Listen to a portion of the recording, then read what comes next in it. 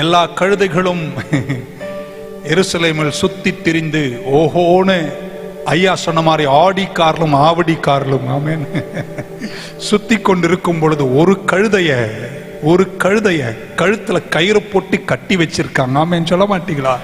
அந்த கழுதையினுடைய குமரன் தெரியுமா? அவர் ஆடியில போறாரு, ஆமென், இவர் பென்ஸ்ல போறாரு.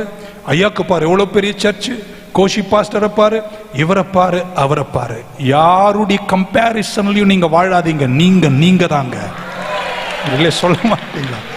அந்த கழுதை கட்டி இருக்கும் போது அதுக்கு தெரியல, ஏண்டா நம்மளை கட்டி இப்படி என்ன, நானும் போனோம் ஆனா எங்கேயும் போக முடியாம ஒரு கயிறு ஒண்ணு கழுத்துல கட்டி வச்சிருக்கு. ஏன் தெரியுமாங்க?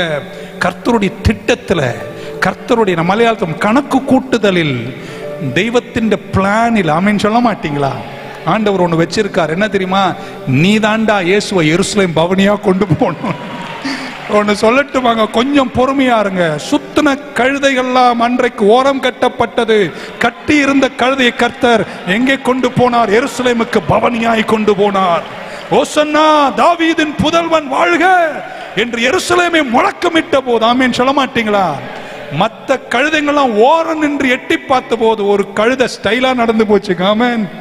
வழியிலெல்லாம் மரக்கொப்புகளை வெட்டி போட்டு துணிகளை போட்டு வரவேற்றார்களே. ஏன்?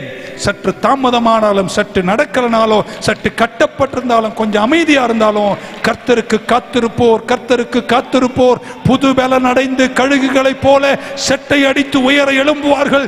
நடந்தாலும் ஓடினாலும் களைப்படையாத உயரங்களில் கர்த்தர் வைப்பார்.